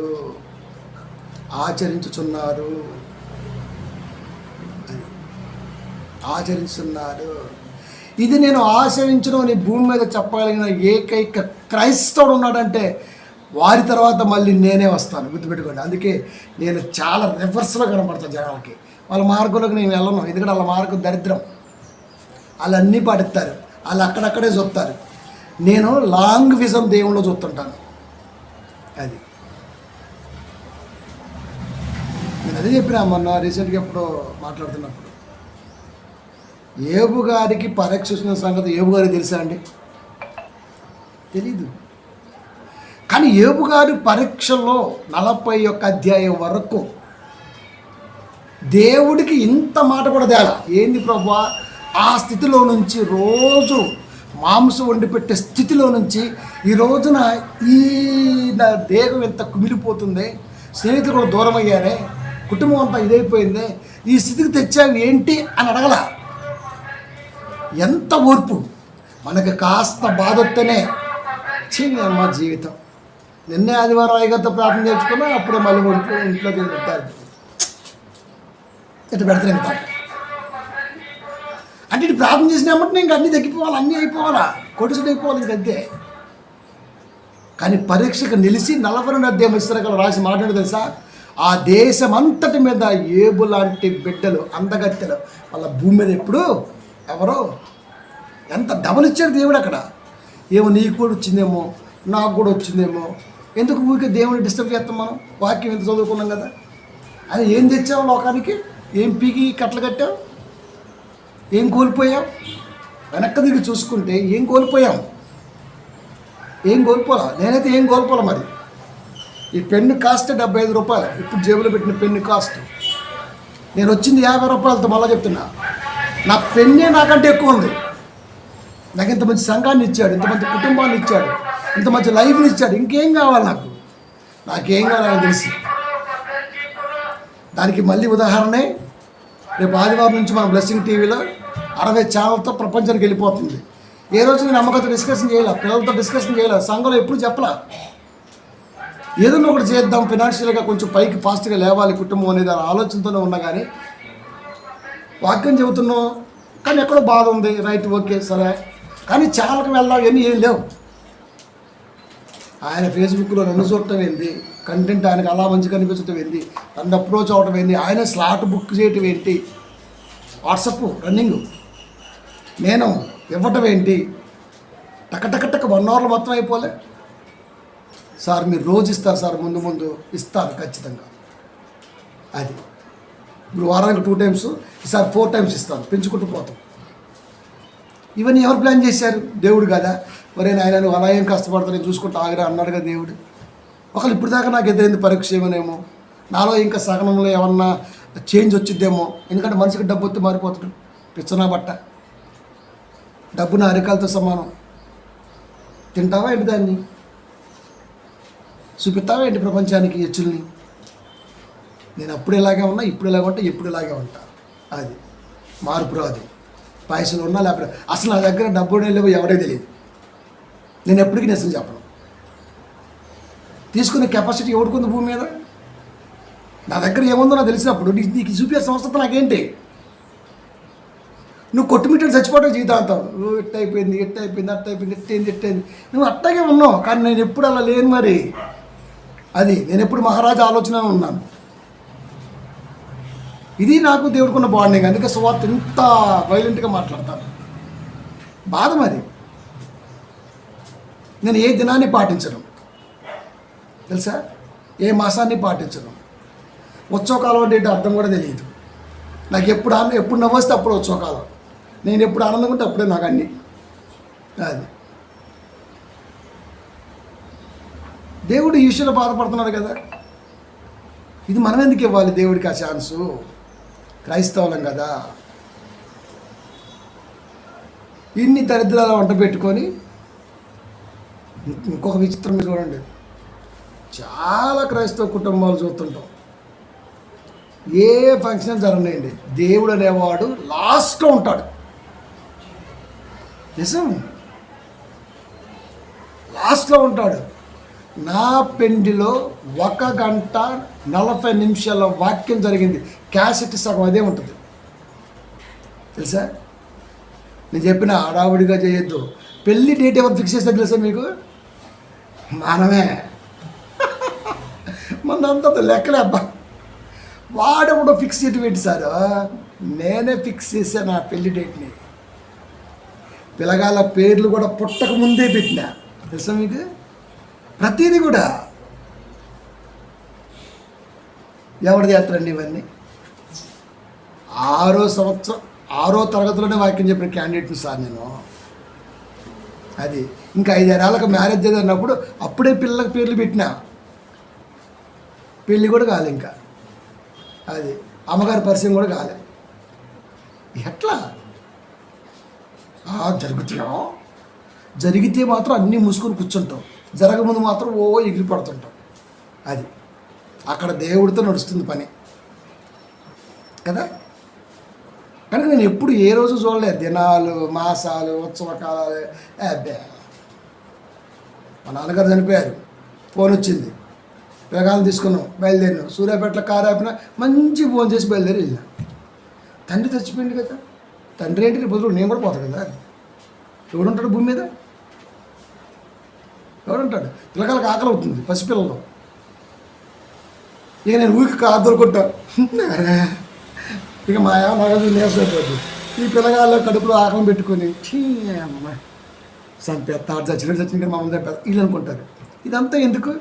అసలు అది ఏమీ లేదు. అట్మాస్ఫియర్ ఈ బయలుదేరాం, వెళ్ళాం, మధ్యలో ఏం తిన్నాం, వెళ్ళాం, మంచిగా భోజనం చేసాం, వెళ్ళిపోయాం, చూసాం, తండ్రి బాధేసింది, రైట్, బాధేసింది. మరి అలాగని ఇక్కడ మర్చుకుంటామా? ఒకప్పుడు 30 years బ్యాక్, 20 years బ్యాక్ సావుకి వెళ్ళేటప్పుడు తినరు, వచ్చేటప్పుడు తినరు, ఆ రోజు అంతా పస్తే. కానీ ఇప్పుడు ఏంటంటే 70 సంవత్సరాలు పడేసింతో భోజనం పెట్టేస్తున్నారు దినంలాగా. చూసారా? నేను అనుకున్న కాడికే వస్తాయి అవన్నీ, రావాలి కూడా. అది సత్య గుండ్లు కొట్టేయటం, గుండె ఎందుకు కొట్టేయాలరా? నాకు మంచి క్రాప్ ఇచ్చాడు దేవుడు, దీని ఎందుకు తీసేసుకుంటాను? ఆడితే నేను గుండె ఎందుకు కొట్టేస్తాను? ఈ క్రాప్ చాలా కుళ్ళేసుకుంటున్నాడు. రాత్రి అంటున్నాడు, నాకు పెళ్ళే కాలేదన్నా, ఇద్దరు బిడ్డ తండ్రిలాగా ఉన్నాను, నువ్వేంటన్నా ఎంగ అయిపోతున్నావు. I have always 17 years. ఇంకొక 40-50 ఏళ్ళు పోయినా కూడా ఇదే పొగరు, ఇదే ఫిగర్ మెయింటైన్ అవుతుంది. సంథింగ్ సీక్రెట్ మెయింటైన్ చేస్తాయి. అది తెలుసా? ఎందుకంటే దేవుల్లో ఉన్నవాడు నిత్య యవ్వనుడిగా సుందరుడిగా ఉంటాడు. లోపల బ్లడ్తో కలిసి మిల్టీ ప్రవహించేది వాక్యమైనప్పుడు, వాక్య సారంలో ఎన్ని ఇంగ్రీడియంట్స్ ఉంటాయి మీరు ఆలోచించండి. అవన్నీ పుష్కలంగా మనలో ఉంటాయి కదా. అంత అయిపోయింది, పెళ్ళి అయిపోయింది, ఇద్దరు పిల్లలు పుట్టేశారు, అంత అయిపోయింది. ఇంకేం ఎంత పొట్టేసుకుంటే బాడీని చూస్తే ఎవరికైనా సరే ఈర్ష్య కలగాల్సిందే బా. ఎందుకంటే ఇది నాది కాదు సుమా, గుర్తుపెట్టుకోండి, ఇది నాకు దేవుడు ఇచ్చింది గిఫ్ట్. అది ఎవరైనా గిఫ్ట్ ఇస్తే అది ఎంత బాగా ఈ సౌమ్యం ఇచ్చింది అనుకుంటా, దాన్ని ఎంత బాగా చూడు, ఎప్పుడో ఇచ్చినట్టు. అలా ఒక గిఫ్ట్ వస్తే అలా ఉంటుంది, అట్లా గట్టి ముందు. అంటే ఒక మనిషి ఇచ్చిన గిఫ్ట్ జాగ్రత్త చూస్తామా? మరి ఈ దేహాన్ని దేవుడిస్తే దీనికి ఎంత రోజు పట్టేసుకొని, ఇలా వేసుకొని, ఇలా కీళ్ళొప్పులు, ఇలా చేయనొప్పులు, ఎట్లుంటుందండి? కొద్దిగా అమ్మగారు నా గ్రామం తగ్గిందా అన్నా, నీగా తగ్గేదంట. ప్రియమైన దేవుని పిల్లలారా, కాబట్టి సువార్థికుడు ఎప్పుడూ కూడా దేవుడు పిలిస్తేనే పోవాలి. వాడి స్వతప్పితనతోనో లేకపోతే బాగా వెక్కేసి పొట్టలు వెయిట్ చేసి టాప్ అని పేలిపోతే చచ్చిపోతాం కాదు. అది పొట్ట పెరిగిందంటే, నాన్ వెజ్ ఎక్కువ తిన్నామంటే, గ్యాస్ పట్టిందంటే గుండె ఏకదమ్మున అయిపోద్ది, అంతే, నో సిగ్నల్స్. అంటే అవయవ పనిచేసే తీరు కూడా తెలియాలి కాపరికి. అది ఏది ఎంతవరకు వర్కౌట్ అవుతుందో కూడా తెలియాలి. ఇవన్నీ కూడా దేహంలో ఇంజెక్ట్ చేసుకోవాలి మనం. అది అంతేగాని ఒరే దినాలు, మాసాలు, పండగలు, పబ్బాలు ఇదేంది దరిద్రం. దేహం మీద కదా కాన్సన్ట్రేషన్ చేయాల్సింది, వాక్యం కొరకు కదా కాన్సన్ట్రేషన్ చేయాల్సింది. వీడు కూడా అంతే, కోటేసేస్తే ఇంత కనపడుతుంది పొట్ట. నీకెందుకురా పొట్ట, నా పొట్ట?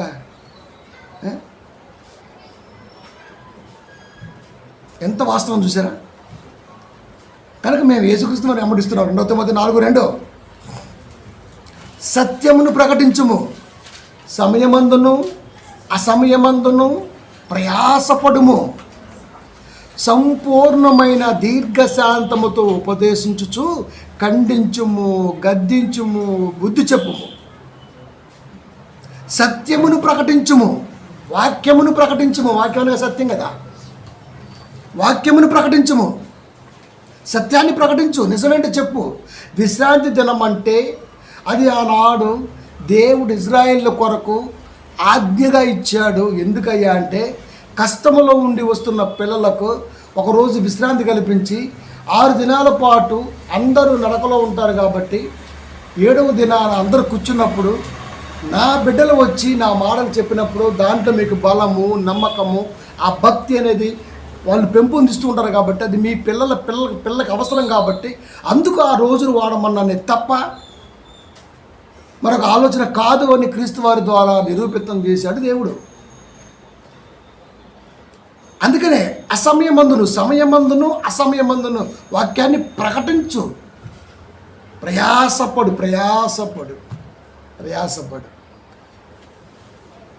అంటే ఇలాంటివన్నీ కూడా బయటికి రావాలన్నా, మనలోంచి బయటికి పోవాలన్నా వాక్యం అనేది గొప్పగా వెళ్ళాలి. సంపూర్ణమైన దీర్ఘశాంతముతో నువ్వు చెప్పాల్సినటువంటి కంటెంట్ వాక్యములో అలా కాదు, జాగ్రత్తగా విడమరుస్తూ చెప్పు. అది ఒక్కొక్క సంఘంలో అన్ని కార్యక్రమాలు ఎక్కువ ఉంటాయి, ప్రసంగం మాత్రం పావుగంటే. ఈ పావుగంటలో ఇవి చూసుకోవడం సరిపోద్ది, ఇంకేముండదు ఆడ. పైగా ఎక్కువగా విసిగించను ప్రియులారా, బాగా కలిసిపోయి ఏం బీకి కట్టకట్టారు చర్చిలో, సపోర్ట్ కొట్టారా? సపోర్ట్ కొడితే మంచిది, బ్లడ్ సర్క్యులేషన్ బాగా అయింది, తప్పేం లేదు, కొట్టు. ఏమలిసిపోయారు? వాక్యం కదా, దీర్ఘశాంతముతో పైపైన లొడలో కాదు, చాలా స్పష్టంగా క్లియర్ కట్గా వాళ్ళకి అర్థమయ్యేటట్టుగా భావాలతో చెప్పుకుంటూ వెళ్ళు.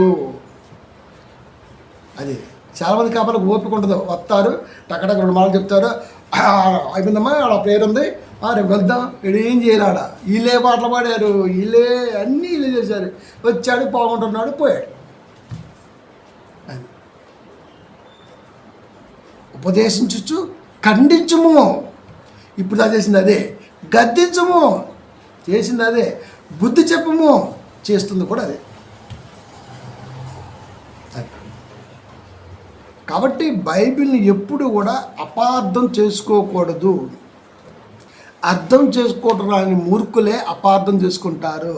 పైగా వీళ్ళు ఏమంటారంటే మాదే జ్ఞానం, మాదే జ్ఞానం, అది మాదే జ్ఞానం. అలా అనుకొని ఎర్రదిగిన వాడే రేపు వచ్చే ఆదివారం వస్తున్నాడు. ఆడు ఏం చదువుతున్నాడు అయ్యా అంటే, ఈ డైలాగ్ మనదే, యాక్చువల్లీ కాపీ కొట్టాడు. కానీ వాడు ఏమంటే వాక్య అవగాహన కొరకు మాత్రం అడుగుతున్నాను, చాలా సంఘాలు అడిగాను, చాలా షబళ్ళు అడిగాను. మరి ఎవడు పుట్టినారో నువ్వు? మేమేమన్నా ఫారినా, మీ ఆయన నిగ్రోనా? పల్లెటూరేగా, నువ్వే చెప్పావుగా. పల్లెటూరు ఇలా మాట్లాడతారండి, ఇలాగే మాట్లాడతారు. మరి ఈ పాస్ట్ లాంగ్వేజ్ ఆడించి వచ్చిన నాకు ఇప్పటికీ తెలియట్లేదు. నాకు ఎక్కువగా మాట్లాడితే భలే కోపం వచ్చారు. దేవుడికి అసలుకే నచ్చదు. హెచ్చుల మంద ఎక్కువ కాలం వాక్యంలో నిలబడరు, అదంతా హెచ్చులే వారమే. మనం మాట్లాడితే మనతో మాట్లాడుతూ ఉండాలి. అది ఈడేమిటంటే చాలామంది అడిగాను, చాలా చేసుకుంటూ వచ్చాను, రేపు నీకు టీవీలో బద్దల బాక్స్ అయిపోద్ది, బద్దల వాసింగ్ అయిపోతుంది బాబాయ్. అది ఏంటంటే ఏదైనా మనం పేరు అంటే దేవుడు పెట్టదంట. చదవండి ఏమనుంది అక్కడ అన్నాడు, చదివించాడు. 2:8 ఆదికాండం. మీరు చదవండి ఇప్పుడు, వచ్చే ఆదివారం అదే ప్రసంగం. కానీ ఆడి ఫోటో వేసి మరీ పోస్టర్ వేస్తాను, టెన్షన్ లేదు. కానీ ఆయన ఇంతకుముందు చెప్పిన మోస ధర్మశాస్త్రం గురించి, ఆ దరిద్రుడే ఈడు కూడా. మళ్ళీ ఏమనుంది ఆడు చదవడం ఒకసారి. ఇవన్నీ మన బ్లెస్సింగ్ టీవీలో వస్తాయి, గుర్తుపెట్టుకోండి. ఏది వదలం, మళ్ళీ ఈసారి చాలా జ్ఞానంతో వస్తాయి. చదవమ్మా.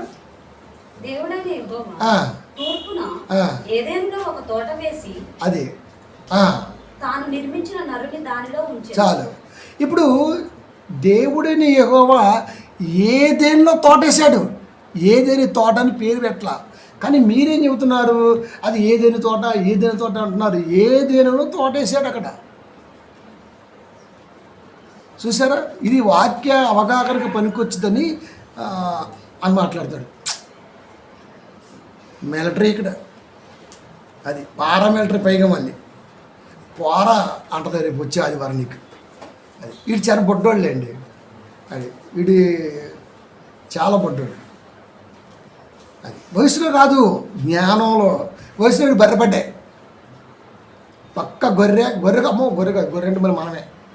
బర్రెపడ్డాడు, అంత అజ్ఞానంగా ఉంటాడు. హెచ్చులు ఏం కొడతాడబ్బా. అది ఒక ప్రసంగంలో అయితే ఎందుకు సెక్యూరిటీ అన్నాడు, ఇప్పుడు 8 మంది పెట్టాడు. మరి ఈయన పీకే దేవుడు, ఈయన టచ్ చేసే దేవుడు, వీడి మీద దృష్టి పెట్టే దేవుడు, మహా హెచ్చులోలే. నిజం, అందుకే నాకు బోధకులు అంటే సమాసం చేయండి ఎక్కువ. ఎదవలు వాడేవాడో పెడితే ఒకసారి వీడియో చేసినాడు మీద, క్రైస్తవుడు అంటే జనాలకు వెళ్ళిపోవాలా, జనాల్లో ఉండాలా, వీడికి ఎందుకు మళ్ళీ బ్లాక్. వీడు అదే చేసింది. మళ్ళీ 2-3 ఏళ్ళు తిరిగి తిరగలేదా, వీడికి పెరిగింది కొవ్వు. యేసుక్రీస్తు పక్కన ఎవరున్నారండి? ఎవరున్నారు చెప్పండి? ఆ దేవుని పిల్లలే ఉన్నారు అది పక్కన. ఎప్పుడు దైవజనుడి పక్కన దేవుని పిల్లలే ఉండాలి. అది సెక్యూరిటీ ఎందుకు? రామచరణ్ పెట్టుకున్నట్టుగా నెలకు 4 లక్షలు ఇచ్చి రోజుకు 4 లక్షలు అంట ఆ కెవిన్ గారికి. ఆడు పెట్టుకుంటాడు, ఎందుకంటే వాడి లైఫ్ వాడి వాల్యూ కోట్లలో ఉంది కాబట్టి. నీకెందుకురా? ఓహో, నీ వాల్యూ కూడా కోట్లలో ఉంది కాబట్టేనా? అయితే ఓకే, నీకు సెక్యూరిటీ ఉండాల్సిందే రే. కాబట్టి ప్రియమైన దేవుని పిల్లారా, అలా కాదు. దేవుడనే యెహోవా ఏదెనులో తోట వేసేవాడు. దానికి ఏదైనా తోట అని దేవుడి పేరు పెట్టలా. ఏదెనులో తోట ఉంది, తోట వేశాడు. స్పష్టంగా రాశాడు దేవుడు, ఏ దేనికి నామకరణం నేనే చేశా తోటకి. నిజం. ప్రియమైన దేవుని పిల్లారా, రేపు పగిలిపోతే వచ్చేవారు. కాబట్టి ఇలాంటి వాళ్ళే. అందుకే ఖండించమన్నాడు, గద్దించమన్నాడు, చెప్పమన్నాడు, అయినా పుట్టుకొస్తూనే ఉన్నారు. లాస్ట్ మాట 2 తిమోతి 6:20, ఓ తిమోతి, నీకు అప్పగింపబడిన దాన్ని కాపాడి సువార్తను దేవుడు నాకు అప్పగించాడు. ఏ రోజు కూడా చిన్నప్పటి నుంచి కాపరమ్మడి తిరిగి వాక్యం చెప్పానేమో కానీ ఆయన చెప్పమంటే నా మనసులో కాపరం వాళ్ళు మాత్రం ఏ రోజు కూడా లేదు. ఎందుకంటే కాపరు ఏ క్వాలిటీ నాలో ఉందని అనుకోను, లోకం కూడా అనుకోదు. ఎందుకంటే మనంతా ఆ టైపే. అది రోడ్డు మీద బ్రేక్ డాన్స్ చేస్తాం మనం, అలాంటి వాళ్ళం మనకి ఎలా అయింది పాస్తాను. మా ఊర్లో పెళ్లి జరిగితే, రికార్డింగ్లో పెళ్లి జరిగితే నేను డ్యాన్స్ అని పెళ్ళి లేదు. అక్కడ దాకెందుకు మేము ఇంకొక మంచి కామెడీ చెప్తా. అమ్మగారి ఫ్రెండ్స్ వచ్చారు డిగ్రీ నుంచి, కాలేజీ నుంచి, డిగ్రీ వాళ్ళు.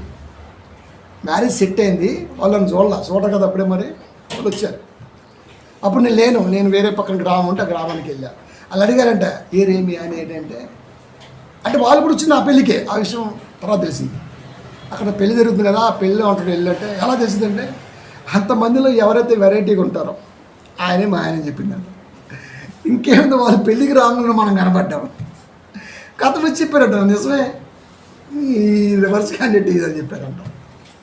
అంటే పెళ్ళిలో 200, 300, 400 మంది ఉన్నా వెరైటీగా అందరికీ నేను ఆనానంటే మీరు ఆలోచించండి, సంథింగ్ డిఫరెంట్. నేను అందరిలాగా ఉండను, ఏమనుకుంటారో అనుకోను. అది అలా అనుకుంటూ పోతే మనం ఏది సాధించలేము. వాళ్ళకి తలొంచి బతకాల్సి వచ్చింది. అందుకివ్వాల ఈ తల దేవుడు నాకు, అందుకివ్వాల దేవుడు ఈ బాడీ నాకు. బాడీ ఒకటి నాకు మార్కులు వేయడానికి, నాకు మార్కులు వేసేది నేనే, నా పేపర్కి నేనే మార్కులు వేసుకుంటాను. మా అమ్మాయి కూడా ఎంత వచ్చి రాసుకున్నాక ఇక్కడ చూసుకుంటుంది, మార్కులు వేసుకుంటుంది. సరే ఒక మార్క్ కంటిన్యూ చేసుకుంటుంది ఖచ్చితంగా.